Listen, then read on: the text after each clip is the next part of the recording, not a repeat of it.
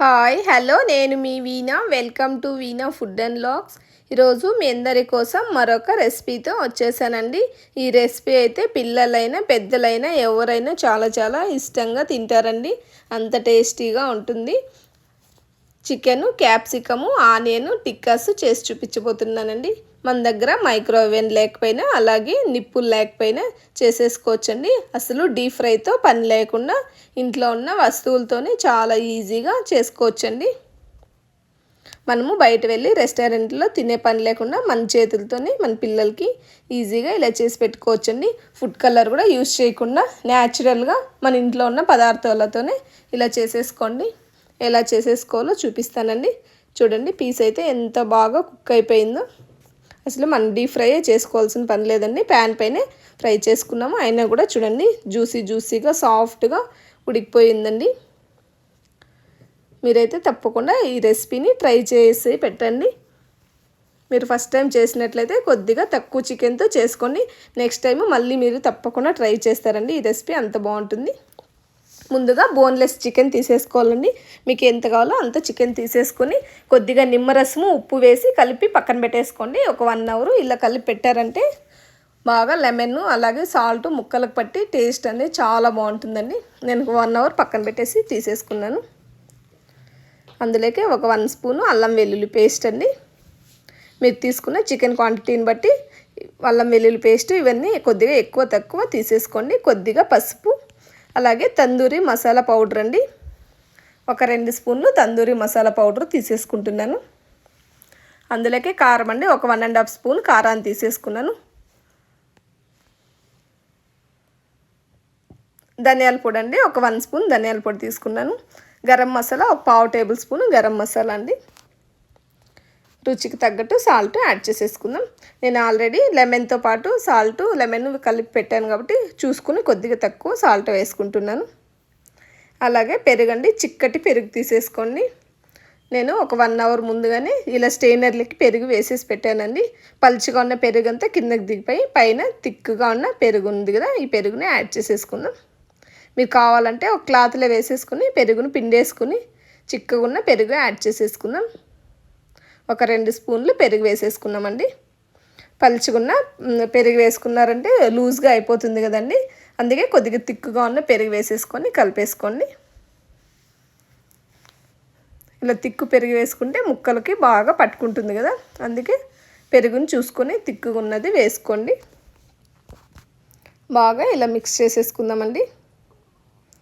చేత్తో ముక్కలకి ఇలా పట్టించేసి బాగా మిక్స్ చేసేసుకోవాలండి. ఇలా మిక్స్ చేసేసుకొని మీకు టైం ఉన్నట్లయితే మార్నింగ్ కలిపేసి ఈవినింగ్ వరకు ఫ్రిడ్జ్లో పెట్టేసుకొని ఈవినింగ్ చేసుకున్నారంటే చాలా బాగుంటుందండి. ముందు రోజు ఇలా కలిపేసుకుని నెక్స్ట్ డే చేసుకున్న చాలా బాగుంటుందండి. నేను ఒక 4 to 5 అవర్స్ ఫ్రిడ్జ్లో పెట్టేసానండి. మార్నింగ్ కలిపి పెట్టేసి ఆఫ్టర్నూన్ లంచ్ టైంలో చేస్తున్నానండి. చూడండి ఎంత స్టిక్కీగా మసాలా ముద్దంతా ముక్కలకు పట్టి చాలా బాగా వచ్చింది కదండి. ఇలా ఫ్రిడ్జ్లో పెట్టేసుకుని చేసుకుంటే అసలు మసాలా మొత్తం చికెన్ పట్టుకుని బాగుంటుందండి. ఇప్పుడు మనం కాల్చుకునే ముందు ఒక 2 స్పూన్లు ఆయిల్ని వేసేసుకుందామండి. ఇలా ఆయిల్ కొద్దిగా వేసుకుని కాల్చుకున్నామంటే మనం ప్యాన్ పైన కాల్చుకున్నప్పుడు అతుక్కోకుండా ఉంటాయండి. చూడండి, ఉల్లిపాయలు ఇలా సన్నగా రేకుల్లాగా కట్ చేసేసుకొని తీసుకోవాలండి. వెడల్పుగా మీకు ఎంత సైజు కావాలో అంత సైజు కట్ చేసేసుకోండి. ఆనియన్స్ అలాగే క్యాప్సికమ్ కూడా అండి. మీ దగ్గర రెడ్ క్యాప్సికమ్ ఎల్లో క్యాప్సికమ్ ఉంటే కూడా తీసేసుకోండి, చాలా బాగుంటాయి. నేనైతే ఓన్లీ గ్రీనే వేసుకున్నాను.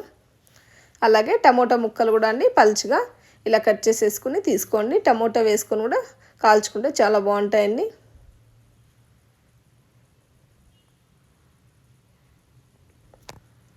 బాగా కలిపేసుకుందామండి ఈ ముక్కలు కూడా.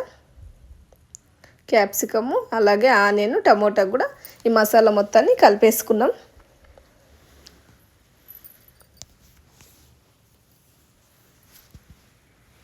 మొత్తానికి ఇలా కోట్ చేసేసుకోవాలండి. ఇప్పుడు స్టిక్స్ని ముఖ్యంగా గుర్తుపెట్టుకోవాల్సింది వాటర్లో బాగా తడిపేసుకుని మాత్రమే తీసుకోవాలండి. లేదంటే మనం కాల్చేటప్పుడు స్టిక్స్ కాలిపోతాయండి. మీ దగ్గర ఇనప పుల్లలు ఉన్నట్లయితే వాటికి గుచ్చేసుకోండి. ఇలా వుడెన్ స్టిక్స్కైనా వేసేసుకొని గుచ్చుకోవచ్చు. ఇనుప అయితే బాగా స్ట్రాంగ్గా ఉంటాయి కదా, మీ దగ్గర ఇనుప ఉంటే కుచ్చేసుకోండి.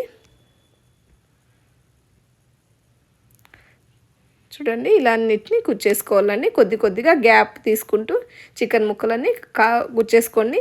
నేనైతే క్యాప్సికము అలాగే ఆనియన్ టమోటా వేరే స్టిక్స్కి స్టిక్ చేస్తున్నానండి. మనం ఒకటే దాంట్లో వేసుకున్నామంటే క్యాప్సికము ఆనియన్ తొందరగా ఫ్రై అయిపోతాయి, చికెన్ కొద్దిగా టైం పడుతుంది కదండి. సపరేట్గా ఇలా గుచ్చేసుకున్నామంటే మనము క్యాప్సికము టమోటో ఆనియన్స్ది తొందరగా తీసేసుకోవచ్చండి. ఇది కొద్దిగా టైం పడుతుంది కదా చికెన్ని. మీరు ఫ్లేమ్ని చాలా తక్కువలో పెట్టుకున్నట్లయితే ఒకటే దాంట్లో కూడా గుచ్చుకోవచ్చండి. ఇప్పుడు క్యాప్సికము అలాగే ఆనియన్ టమోటో గుచ్చేసుకుందామండి. ఇలా ఒకటొకటి అన్నిటిని స్టిక్ చేసేసుకుందాం. ఈ క్యాప్సికము టమోటో ఆనియన్ కూడా చాలా బాగుంటాయండి. మనం చికెన్తో పాటు మధ్యలో వీటిని ఒక్కొక్కటి తింటూ ఉంటే అసలు ఎంత టేస్ట్ ఉంటాయి అంటే చాలా బాగుంటాయండి.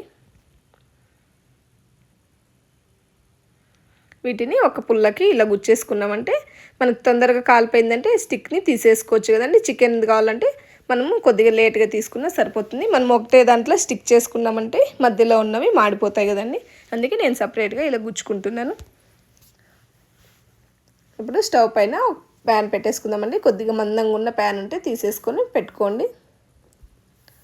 కొద్దిగా ఒక 1/2 టేబుల్ స్పూన్ ఆయిల్ వేసేసుకొని ప్యాన్ మొత్తాన్ని ఇలా స్ప్రెడ్ చేసేసుకోండి. ఇప్పుడు మనం చికెన్ కుచ్చి పెట్టుకున్న స్టిక్స్ని తీసేసుకుందామండి. మీరు పుల్లల్ని తడపకుండా పెట్టినట్లయితే పుల్ల మాడిపోతుందండి. అన్నిటినీ మనం కుచ్చుకున్న వాటిని అన్నిటినీ ప్యాన్లోకి పెట్టేసుకున్నామండి. పైన కొద్దిగా ఆయిల్ వేసేసుకోండి. అసలు ఎక్కువగా ఆయిల్ కూడా పట్టదండి. నాన్ స్టిక్ ప్యాన్లో వేసుకుంటే అసలు ఆయిల్ కూడా పీల్చుకోకుండా బాగా ఫ్రై అవుతాయండి. ఇలా తిప్పుతూ ఉండాలండి నెమ్మదిగా, ఎక్కువగా కదపకుండా ఇలా తీస్తూ ఉండాలండి. ఎక్కువగా కదిపేస్తే చికెన్ లూజ్ అయిపోతుందండి స్టిక్లో నుంచి. ఇలా స్లోగా వేడిగా ఉంటుంది, కొద్దిగా చూసుకొని తిప్పుకుంటూ ఉండండి, లేదంటే చేయి కాలుతుంది. మధ్యలో కావాలంటే మూత క్లోజ్ చేసి పెట్టేసి కూడా కుక్ చేసుకోవచ్చండి. ఇలా మూత క్లోజ్ చేసామంటే ఈవెన్గా వేడి అనేది అన్ని వైపులా పడుతుంది. మనకు ఓవెన్ ఉన్నట్లయితే ఓవెన్లో పెట్టుకునేస్తే ఇంకా బాగా కుక్ అవుతుందండి. ఓవెన్ లేకపోయినా పర్వాలేదు, ఇలా అయినా చేసేసుకోవచ్చండి. మీరు ఇలా మూత పెట్టేసుకుని కాల్చుకున్నారంటే వేడి మొత్తానికి తగిలి బాగా చికెన్ అనేది కుక్ అయిపోతుందండి.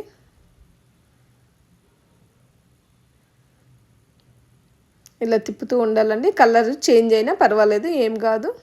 ఇలా తిప్పుకుంటూ ఉండండి.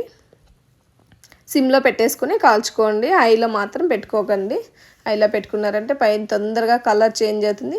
మీరు కలర్ చేంజ్ అని తీసేస్తే లోపల పచ్చిగానే ఉండిపోతుంది. సిమ్లో పెట్టేసుకొని కొద్దిగా నెమ్మదిగా కాల్చేసుకోండి.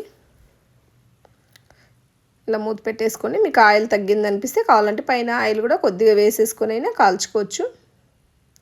మనం డీప్ ఫ్రై చేసుకోకుండా ఇలా ఆయిల్ ఒక 1 or 2 స్పూన్స్ వేసుకొని చేసుకుంటే ఏం పర్వాలేదు. చూడండి ఫైనల్గా అన్నీ కాలిపోయాయి. చూడండి స్టిక్స్ అనేది విరగకుండా ఎంత బాగా వచ్చాయో. తీసేసుకుందామండి. చూసేసుకుని కాలిందో లేదో తీసేసుకుందాం.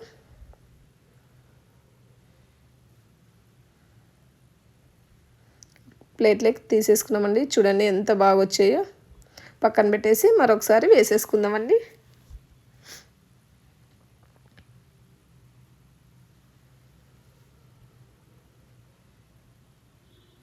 నేను మరొకసారి వేసేసుకున్నానండి.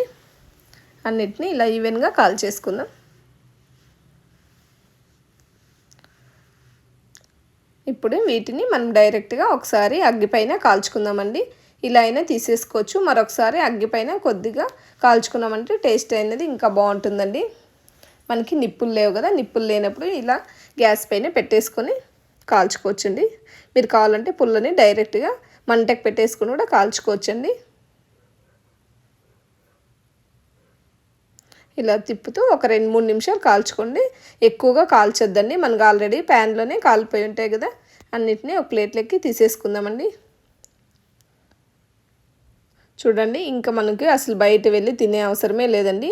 మన చేతులతోనే ఇలా మన పిల్లలకి ఈజీగా చేసి పెట్టేసుకోవచ్చండి. ఫుడ్ కలర్స్ ఏమి వేయకుండా న్యాచురల్గా చేసుకోవచ్చండి ఇలా. మీకు ఈ వీడియో నచ్చిందని అనుకుంటున్నాను. మీకు నచ్చినట్లయితే ప్లీజ్ ఒక లైక్ చేయండి. మీ ఫ్రెండ్స్కి, రిలేటివ్స్కి ఈ వీడియోని షేర్ చేయండి. పక్కనున్న బెల్ ఐకాన్ని క్లిక్ చేయండి. మీరు అలా క్లిక్ చేసినట్లయితే నేను పెట్టిన వీడియో మీకు పెట్టినట్టే వస్తుందండి. యాక్టివేట్ చేసుకోవడం మర్చిపోకండి. చూడండి ఎంత బాగా వచ్చాయో. పిల్లలైతే వెయిట్ చేస్తున్నారు తినడానికి. చూడండి, అన్నీ ఒక ప్లేట్లకి రిమూవ్ చేసేసుకుందాం. ఇలా తీసేసుకున్నట్లయితే మనం ఒకసారి చికెన్ పెట్టాము, మరొకసారి క్యాప్సికము, ఆనియన్ అవన్నీ పెట్టాం కదా, అన్నిటినీ ఒక ప్లేట్లకి తీసేసుకుందామండి. తీసేసుకుని లంచ్తో పాటు పక్కన సర్వ్ చేసి పెట్టామంటే పిల్లలు కూడా హ్యాపీగా తినేస్తారండి. ఈవినింగ్ స్నాక్స్ లాగా కూడా చేసి పెట్టచ్చు పిల్లలకి. ఈ వీడియో మీకు నచ్చినట్లయితే లైక్ చేయండి, షేర్ చేయండి. Thank you for watching. Bye అండి.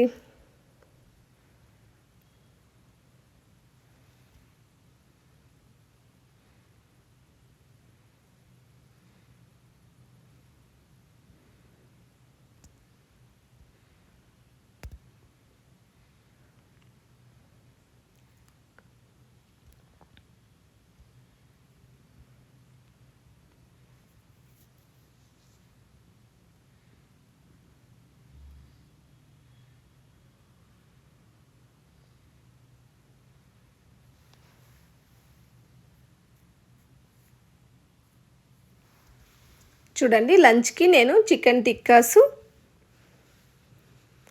చేశాను. అది కూడా ఒక ప్లేట్లోకి పెట్టేస్తున్నానండి. అలాగే గోంగూర చికెన్ చేశానండి. చూడండి, గోంగూర చికెన్ ఎంత బాగా వచ్చిందో. గోంగూర చికెన్ కూడా చేశాను. అది కూడా ఒక ప్లేట్లోకి పెట్టేసుకుందాం. నేను ఆల్రెడీ గోంగూర చికెన్ని మన వీడియోలో పోస్ట్ చేశానండి. ఎవరైనా చూడని వాళ్ళు ఉంటే ఒకసారి వెళ్ళి చూడండి. చాలా చాలా బాగా వచ్చిందండి గోంగూర చికెను. ఇవి అన్నీ తిని కొద్దిగా హీట్ అనిపిస్తుందని నేను కర్డ్ రైస్ చేసుకున్నానండి. కర్డ్ రైస్తో ఇలా చికెన్ కాంబినేషన్లో చాలా బాగుంటుందండి. మీరు ఎప్పుడు ఎవరు తిని ఉంటారండి ఇలా కర్డ్ రైస్ కాంబినేషన్లో. మేమైతే కర్డ్ రైస్తో హ్యాపీగా తింటామండి. అలాగే వైట్ రైస్ కూడా పెట్టేసుకుందామండి. వైట్ రైస్ గోంగూర చికెన్కి, అలాగే సపరేట్గా కర్డ్ రైస్ అండి. లాస్ట్లో కొద్దిగా కర్డ్ రైస్ తిన్నామంటే చాలా బాగుంటుందండి. చికెన్ టిక్కాస్ కూడా చేశాను. చికెన్ టిక్కాస్ ఎలా వచ్చాయో కామెంట్ బాక్స్లో కామెంట్ చేయండి. మీరు కూడా ఒకసారి ట్రై చేయండి. ఈరోజు మధ్యాహ్నం మీల్ అయితే ఇది రెడీ అయిపోయిందండి. సండే కదా, పిల్లలంతా ఇంట్లో ఉన్నారని నేను చేశానండి. మీకు నచ్చినట్లయితే ప్లీజ్ ఒక లైక్ చేయండి, షేర్ చేయండి మీ ఫ్రెండ్స్కి, రిలేటివ్స్కి. మీరు కూడా తప్పకుండా ఈ చికెన్ టిక్కాస్ అలా గోంగూర చికెన్ ట్రై చేయండి. గోంగూర చికెన్ మన వీడియోలో ఉంది, ఒకసారి వెళ్ళి చెక్ చేయండి. ఎంత బాగున్నాయో అండి, చాలా చాలా బాగున్నాయండి చికెన్ టిక్కాస్. సూపర్ రెసిపీ అండి ఈరోజు. Thank you for watching.